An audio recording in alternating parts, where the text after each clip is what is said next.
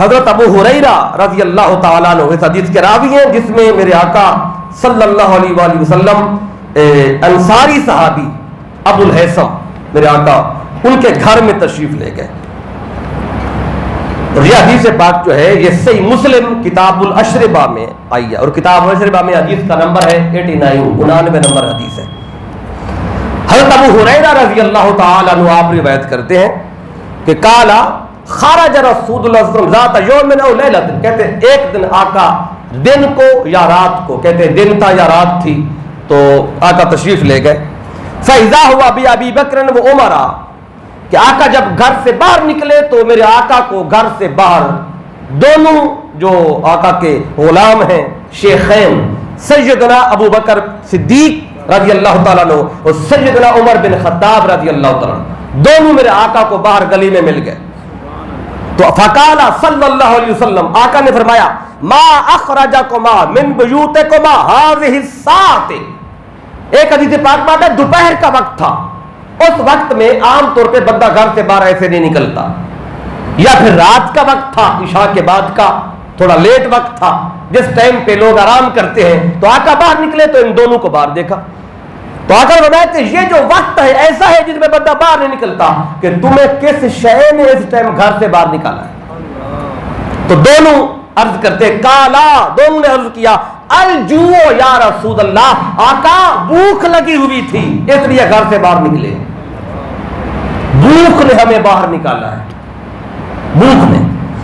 تو کالا صلی اللہ علیہ وسلم، تو آقا نے فرمایا کہ وہ آنا، آقا فرماتے ہیں پتہ ہے میں کیوں باہر آیا ہوں، والذی نفسی بیدہ لاخرجنی الذی اخرجکما، کہ اس ذات کی عزت کی قسم جس کے قبضے قدرت میں میری جان ہے کہ مجھے بھی اسی شے نے اس ٹائم گھر سے باہر نکالا ہے جس شے نے تم دونوں کو نکالا ہے، کہ تمہیں بھی بھوک باہر لائی ہے. آقا فرماتے ہیں مجھے بھی بھوک باہر لائی ہے، کہ بھوک لگی تھی. آقا فرماتے ہیں میں بھی بھوکا تھا، میں گھر سے باہر آ گیا.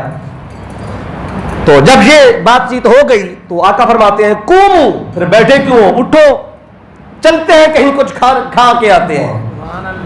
فقاموا معه، وہ دونوں آقا کے ساتھ اٹھے چل پڑے. فاتا رجلا من الانصار، تو اتنے میں میرے آقا ان دونوں کو لے کر انصاری کے گھر پہنچے. انصاری صحابی میں نام بتا دیا، ایک میں ابو ایوب انصاری کا نام ہے ایک حدیث پاک میں، اور ایک حدیث پاک ابو الہیثم انصاری کا نام ہے. تو اس میں ابو الہیثم کا ذکر آتا ہے جو کہ ابو ایوب انصاری کا نام ایک اگلی حدیث میں موجود ہے. تو آپ میرے آقا جب ادھر پہنچے فَإِذَا هُوَ لَيْسَ فِي بَيْتِهِ، تو ابو الہیثم جو تھے خود اپنے گھر میں موجود نہیں تھے. اور امام فخر بن رازی نے اس حدیث کو جب روایت کیا ہے تو آپ ایک بات یہاں پہ لکھتے ہیں، آپ فرماتے ہیں کہ جب آقا تشریف لائے تو پہلے میرے آقا نے ایک دفعہ دستک دی، جواب کوئی نہیں آیا. آقا نے دوبارہ دستک دی، پھر بھی جواب گھر سے کوئی نہیں آیا. آقا نے تیسری بار دستک دی، پھر بھی جواب. آقا دستک بھی دیتے تھے، آقا فرماتے تھے السلام علیکم یا اہل البیت، اے گھر والوں تم پہ سلام ہو. دستک بھی دی، سلام بھی کرتے تھے. ایک دفعہ کیا، دو دفعہ، تین دفعہ. اور حدیث پاک میں اگر تین دفعہ جواب نہ آئے تو گھر سے واپس آ جاؤ، وہاں پہ کھڑے نہ رہو ڈیٹ بن کے. جب گھر میں کوئی نہیں ہے تو واپس آ جاؤ. تو میرے آقا نے تین بار جب ایسا کیا تو جواب کوئی نہیں آیا تو آقا واپس چل پڑے. جو ہی آقا واپس چلے تو اس صحابی کی زوجہ جلدی سے گھر سے باہر نکلی، حضور کے پیچھے پیچھے آ گئی اور پیچھے سے آواز دی حضور رکے. آقا رک گئے.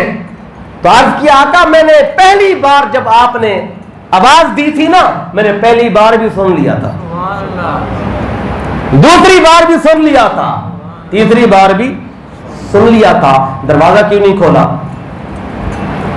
پیچھے سے آواز کیوں نہیں دی؟ آقا میں چاہتی تھی آپ ہم پر زیادہ سلامتی بھیجیں. آپ نے ایک بار فرمایا نا السلام علیکم یا اہل البیت، اے گھر والوں تم پہ سلام ہو. میرا جی چاہا کہ حضور اور سلامتی بھیجیں، ہم پر زیادہ سلامتی بھیجیں. تو حضور میں چاہتی تھی آپ زیادہ سلامتی بھیجیں ہم پر تاکہ ہمیں زیادہ اللہ کی بارگاہ سے سلامتی ملے. جس پہ مصطفیٰ سلامتی بھیجیں پھر سلامتی کیسے نہ ہو. عرض کیا آقا میں سن لیا تھا. تو آقا فرماتے ہیں جو ابو الہیثم کدھر ہیں؟ آپ کے گھر والا کدھر ہے؟ تو وہ کہنے لگی کہ آقا وہ ہمارے لیے کہ ذہبا یستعذب لنا من الماء، آقا وہ ہمارے لیے میٹھا پانی لینے گئے ہیں، ابھی گئے میٹھا پانی لینے کے لیے۔ تو جب وہ صحابی واپس آیا تو اذ جاء الانصاری فنظر الى رسول اللہ وصاحبہ، اس نے آتے ہی دیکھا کہ آج میرے گھر میں مصطفیٰ بھی ہیں اور مصطفیٰ کے 2 غلام بھی ہیں۔ تو اس نے کہا ثم قال الحمدللہ، اس نے کہا یا اللہ تیرا بڑا شکر ہے کہ ما احد اليوم اکرم اضیافا منی، کہتے آج میرے مہمانوں سے زیادہ کسی کے مہمان عزت والے نہیں ہیں، جتنے عزت والے مہمان آج میرے پاس ہیں ایسے عزت والے مہمان کسی اور کے پاس ہیں ہی نہیں۔ اس کا اللہ کا شکر ادا کیا۔ تو اس کے بعد کالا فانطلق فجاءہم بعذق فیہ بصر وتمر ورطب، اتنے میں آقا صلی اللہ علیہ وسلم تشریف فرما ہوئے، دونوں صاحبین بھی بیٹھ گئے۔ وہ جلدی سے گیا اور جا کر اس نے ایک کھجور کا خوشہ جلدی سے وہ توڑ کے لایا، جس میں پکی کھجوریں بھی تھیں، خشک بھی تھیں اور تر بھی تھیں، یعنی پکی ہوئی بھی، خشک بھی اور تر بھی، کہ تینوں طرح کی کھجوریں ہوں تاکہ آقا بھی کھائیں اور حضور کے یہ دونوں صاحب بھی کھائیں۔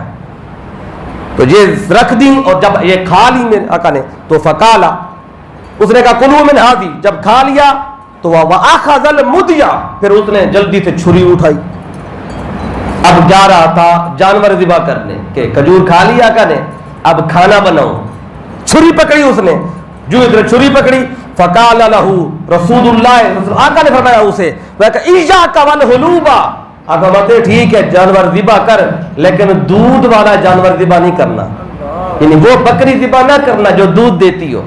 اس نے کیا جی آقا ایسی بکری ذبح نہیں کروں گا جو دودھ دینے والی ہو۔ پھر اس نے بکری کا بچہ جو تھا، بکرا جو تھا وہ ذبح کیا، فذبح بهم فاكلوا من الشاة ومن ذلك الإذك وشربوا، تو آقا صلی اللہ علیہ وسلم نے بکری کا گوشت، کھجوریں اور پانی پیا، اور جب یہ ساری چیزیں آقا نے استعمال کر لی فلما ان شبعوا ورودا، تو جب پیٹ بھر کے سارے سیراب ہو گئے تو قال رسول اللہ لأبی بکر وعمر، جب پیٹ بھر گیا تو آقا نے دونوں اپنے صاحبوں سے فرمایا والذی نفسی بیدہ، اس ذات کی قسم جس کے قبضہ قدرت میں میری جان ہے، لتسألن عن هذا النعیم یوم القیامہ، آقا فرماتے ہیں یہ جو ہم نے کھایا اور پیا ہے وہ کہ یہ وہ نعمتیں ہیں جن کا قیامت کے دن اللہ تعالیٰ سوال کرے گا۔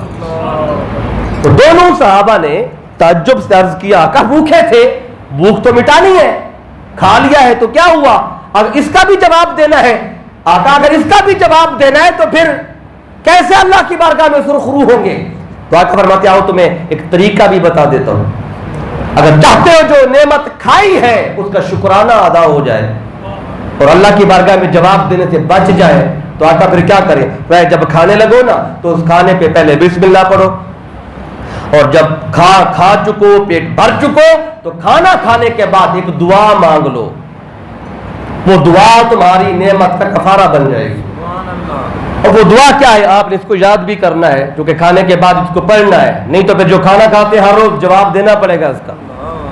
تو آقا فرماتے جب کھانا کھا لو تو پھر یہ پڑھ لو الحمدللہ الذی ہوا اشبعنا وانعم علینا وافضل، اگر یہ جملے پڑھ لو تو پھر کیا ہوگا، فإن هذا كفافا لها، تو یہ پڑھنا اللہ کی نعمتوں کا شکر ادا کرنے کے مترادف ہو جائے گا۔